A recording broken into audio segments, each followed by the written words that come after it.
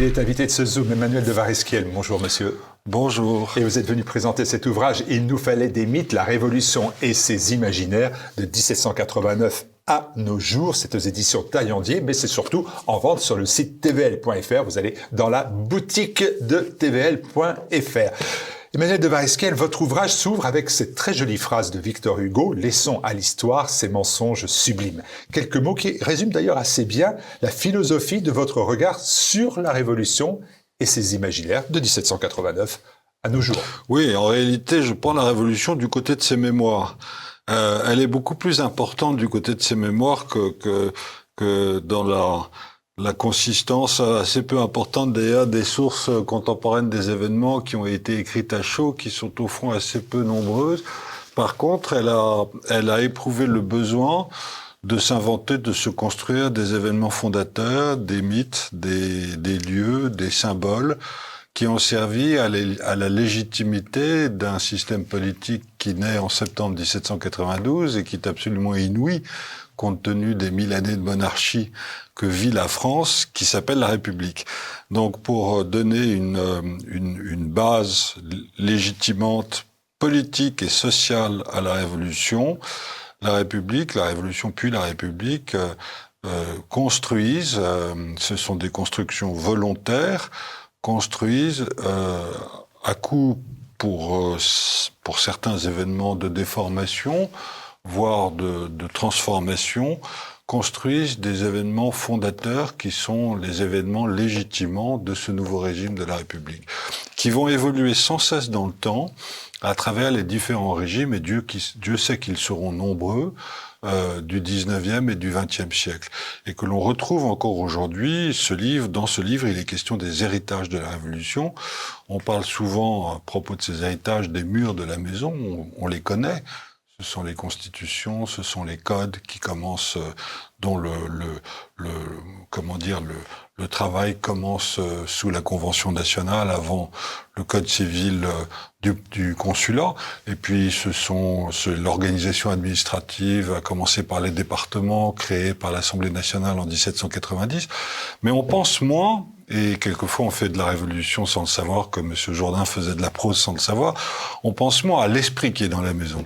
C'est-à-dire ces héritages multiples qui tiennent, on en parlera peut-être, qui tiennent aux grands principes révolutionnaires après lesquels nous courons encore, à commencer par celui de l'égalité, qui tiennent aussi à notre appétence très particulière pour les principes abstraits et pour les mots, pour les discours, qui tiennent souvent lieu et place des actes, et aussi peut-être à ce conflit ou ces conflits de légitimité qui sont vraiment très particuliers et propres à la France, entre différents types de légitimité qui naissent sous la Révolution française.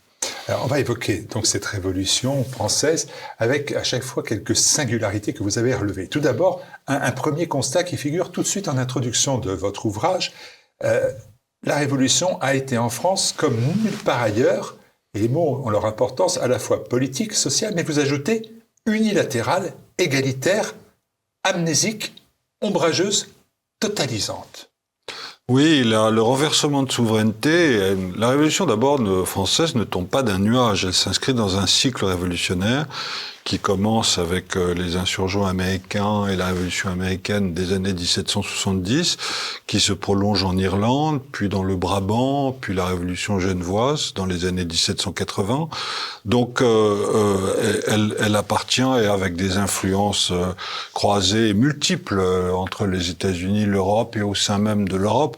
Beaucoup de réfugiés genevois vont participer, sans parler de certains Américains, comme Paine, par exemple. Beaucoup de réfugiés genevois vont participer au début de la Révolution française, autour de Mirabeau, entre autres.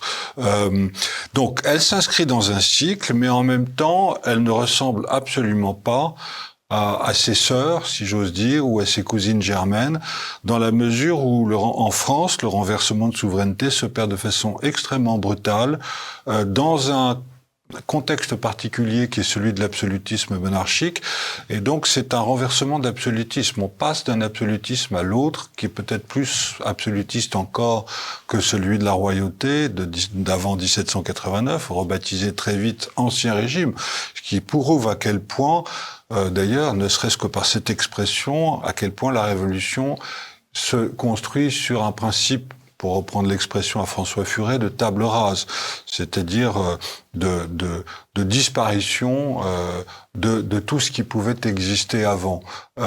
Donc c'est en ce sens et par le décret qui est pris par les députés du tiers-État au sein des États généraux sur la proposition de la BCIS le 17 juin 1789 de se constituer en Assemblée nationale, donc l'un des trois ordres du royaume des États généraux, le clergé, la noblesse et le tiers-État, sans demander son avis au roi, ni demander leur avis aux deux autres ordres du royaume que sont l'ordre de la noblesse et du clergé, se constituent unilatéralement Assemblée nationale, c'est-à-dire au fond décident en une journée et sur un seul décret qu'ils représenteront à eux seuls désormais la nation et sa souveraineté.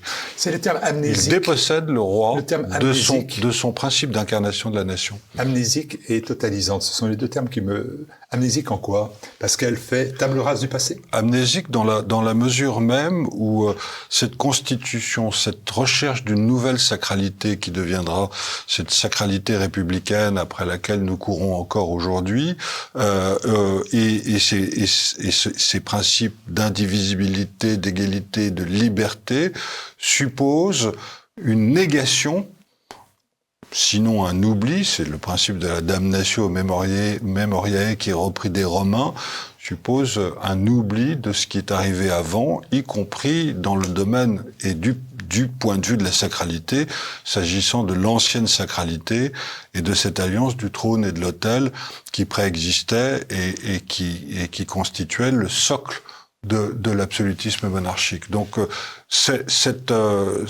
brutalité du renversement de souveraineté et de sacralité suppose une négation de l'ancienne sacralité. Ça se passe comme ça. Alors, ce qui ne fait aucun doute dans votre esprit à la lecture de l'ouvrage, c'est que la Révolution continue d'être vécue plus ou moins consciemment jusqu'à aujourd'hui, jusqu'à nos jours. Je prends au moins un premier aspect. Par exemple, dites, il y a deux légitimités qui s'affrontent sous la Révolution, celle de l'élection et celle de la rue. On se dit qu'en 2025, la question reste la même et assez patente dans l'esprit de quelques-uns. Oui, ce sont deux légitimités qui s'appuient sur deux événements fondateurs qui sont presque contradictoires dans leur essence. Le premier, c'est le serment du jeu de paume. On oublie d'ailleurs cette journée du 17 juin que je viens d'évoquer. Pourquoi? Parce qu'elle n'a pas été unanime. Une très forte minorité des députés du tiers-État se sont opposés à cette proposition de CIS de se constituer en Assemblée nationale. Par contre, le 20 juin, à une voix près, celle de Martin Dauch, qui était un obscur député de Castelnaudary, qui vote opposant et qui signe opposant, la totalité des quelques 400 ou 450 députés du tiers-État présents dans cette salle du jeu de paume, on se réunit au jeu de paume parce que le roi a fait fermer la grande salle des menus plaisirs dans la perspective d'une séance royale qui aura d'ailleurs lieu le 23 juin, quelques jours plus tard, sur proposition du docteur Guillotin, l'inventeur non pas de la guillotine, mais du principe d'une égalitarisation de la mort dans le code criminel. On se réunit au jeu de paume et on jure de ne jamais se séparer avant d'avoir donné une constitution au royaume. C'est cette journée du 20 juin qui va être retenue dans la mémoire révolutionnaire sur le principe de l'unanimisme des voix, des votes des députés, sur le principe aussi d'un serment qui est tout à fait inédit, qui est prêté à la romaine et qui est le premier serment laïque politique qui ait jamais été prêté en France, c'est-à-dire bras levés tel que David le représente en le sublimant dans son fameux dessin devenu le tableau du serment du jeu de paume.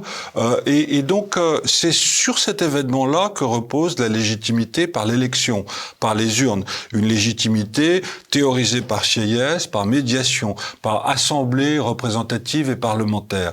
Et c'est une légitimité sur laquelle nous vivons encore. Et puis, quelques jours plus tard, vous avez un autre événement, également en partie sublimé, sinon réinventé, qui est celui de la prise de la Bastille à Paris le le 14 juillet 1789, qui lui va être, je dirais, interprété comme la première manifestation de la souveraineté du peuple. On a d'un côté la souveraineté de la nation, le 20 juin 1789, et on a de l'autre, le 14 juillet 1789, par cette prise de la Bastille qui n'en est pas une véritablement, la souveraineté du peuple, et aussi un principe absolument essentiel qui est celui de la violence légitime du peuple que l'on retrouve dans les premières constitutions françaises, celle de 1791 et celle de 1793, dite de l'an 1, qui ne sera jamais appliquée.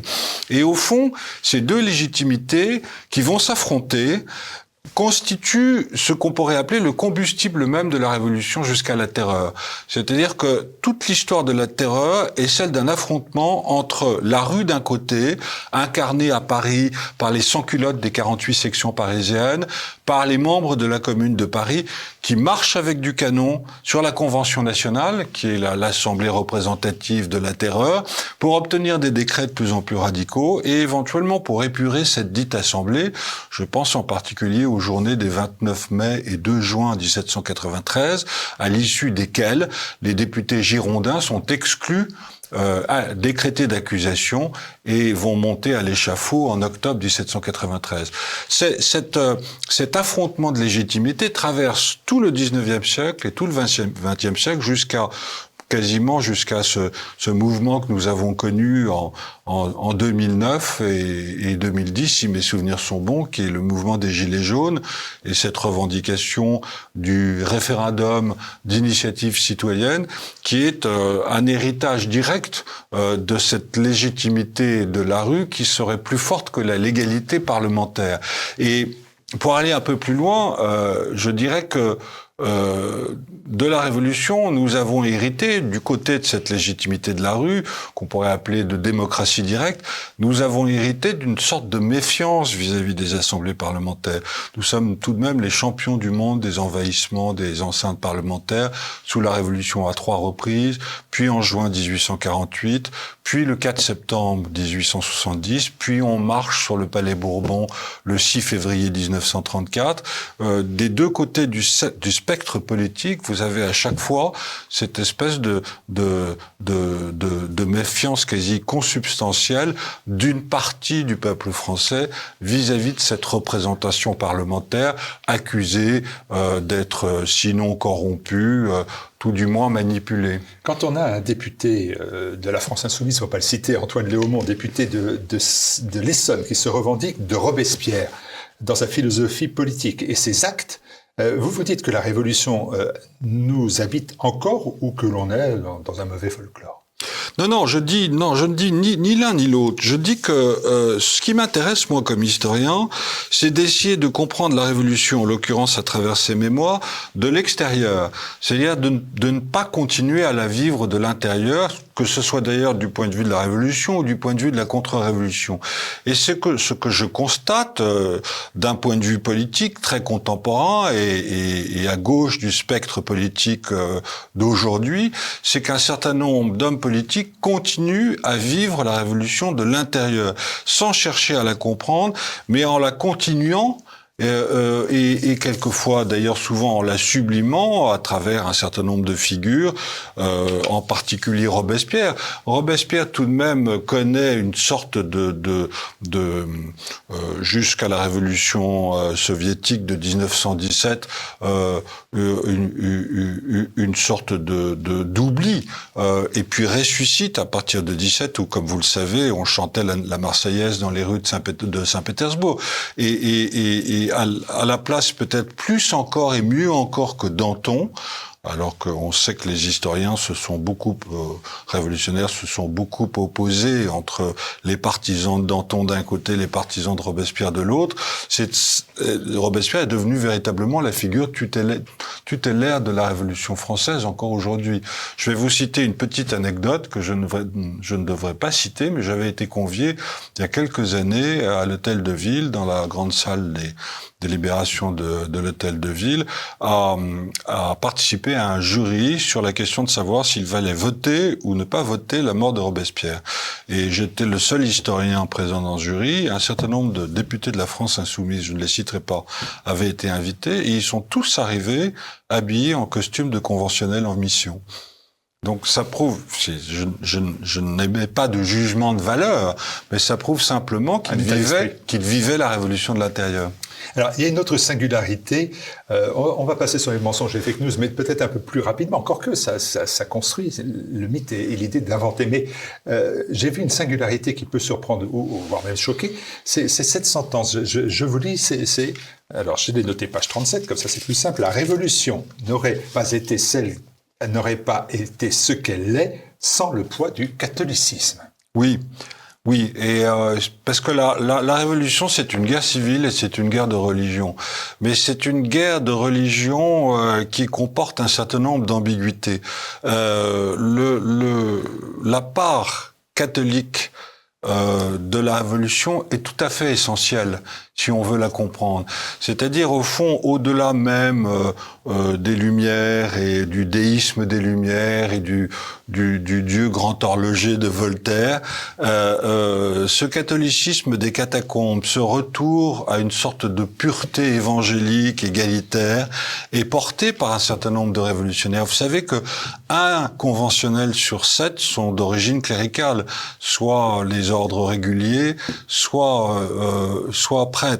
On le constate, ce poids et ce rôle du catholicisme, et un catholicisme je dirais, réinventé tel que j'ai essayé de vous le décrire, on le retrouve dans la récupération du vocabulaire catholique à l'usage de la Révolution et même de la Terreur.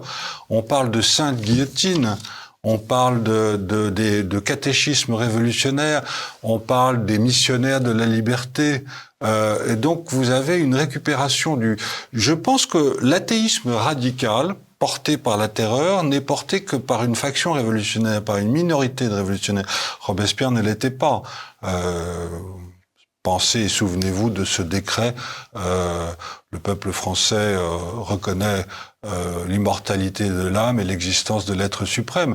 Il est porté par une faction extrémiste dite hébertiste, qui est donc dirigée par Hébert, qui est à la tête, à la suite de Marat, de l'organe de presse le plus radical, le père Duchesne, de la Révolution et de la Terreur.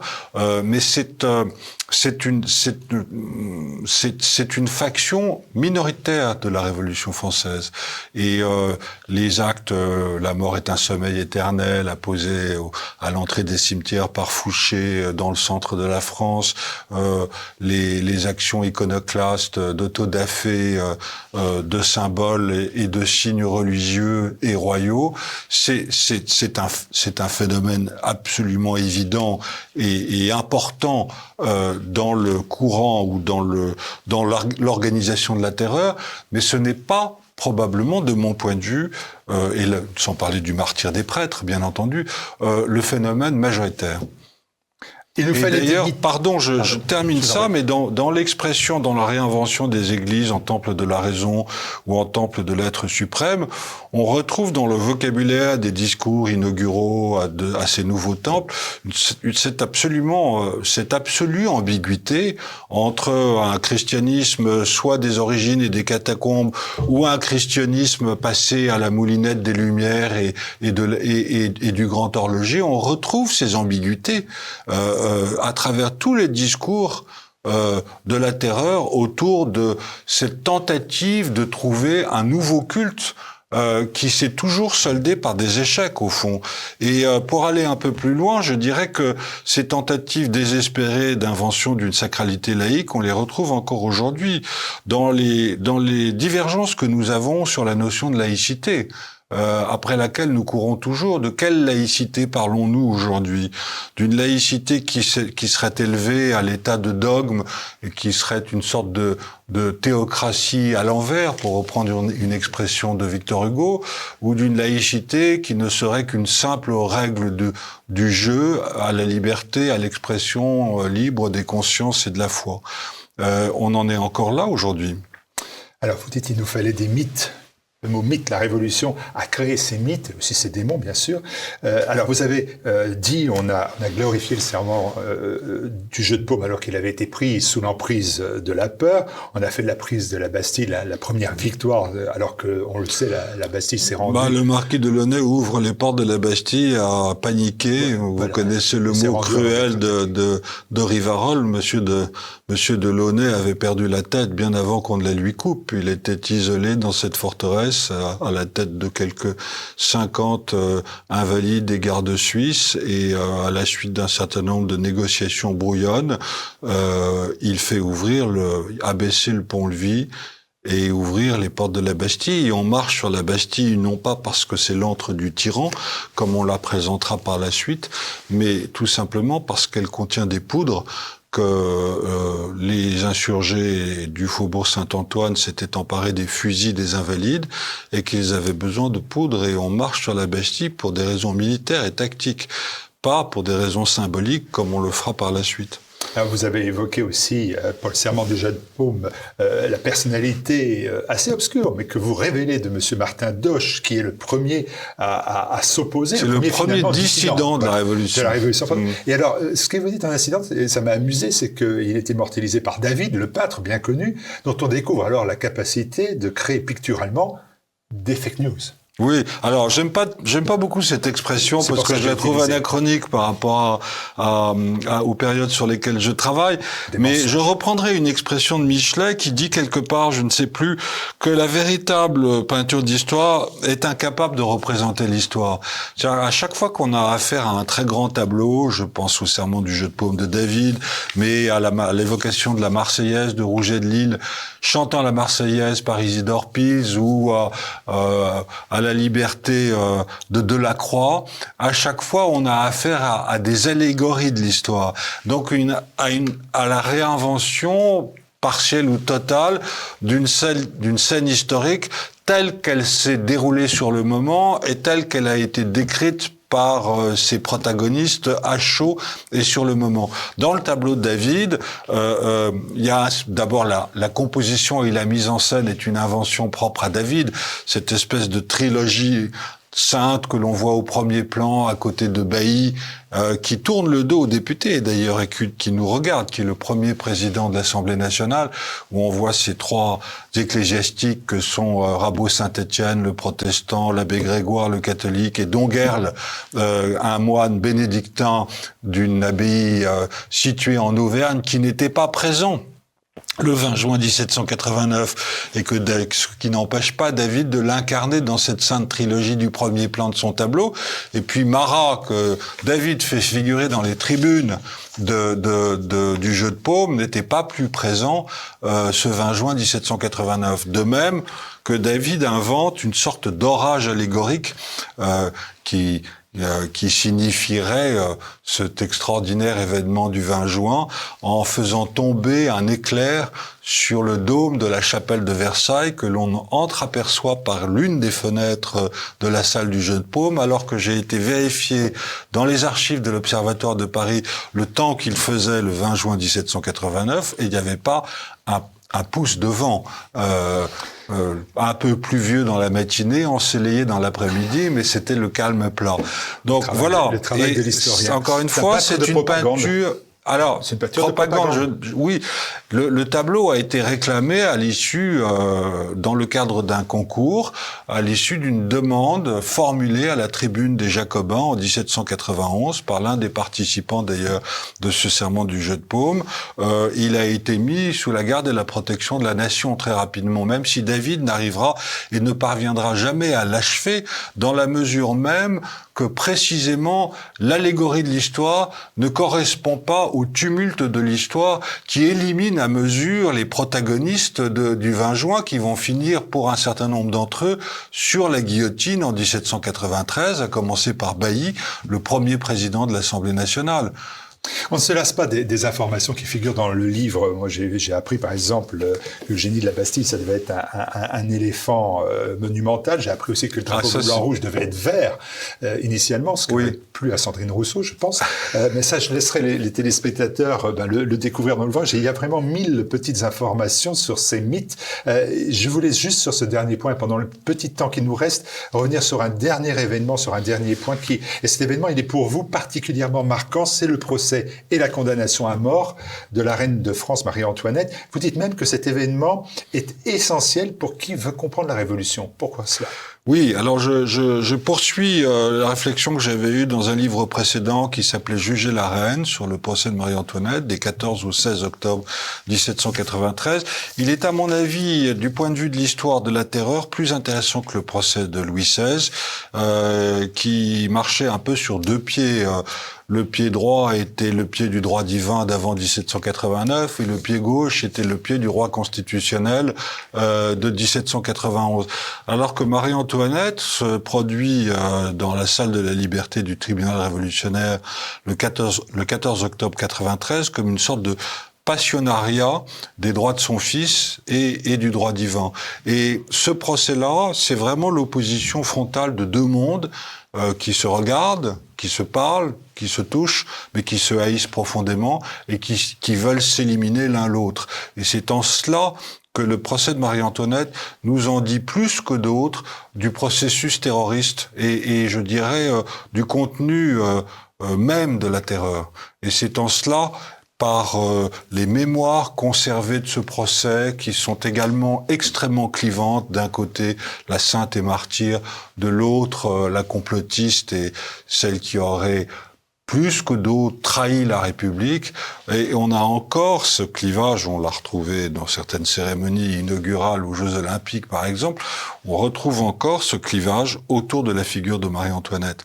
Et en cela, elle m'a intéressé, ne serait-ce que du point de vue des mémoires de la Révolution. Révolution qui aura eu donc ces mythes, ces inventions et aussi bien évidemment ces démons. Merci beaucoup Emmanuel de Varesquiel de nous avoir présenté très rapidement parce qu'on pourrait évoquer encore pendant des heures les sujets qui sont dans cet ouvrage. Et bien au final, voilà ce que dit la Révolution d'elle et puis de nous-mêmes aussi à travers cet ouvrage. Merci à vous. Merci beaucoup.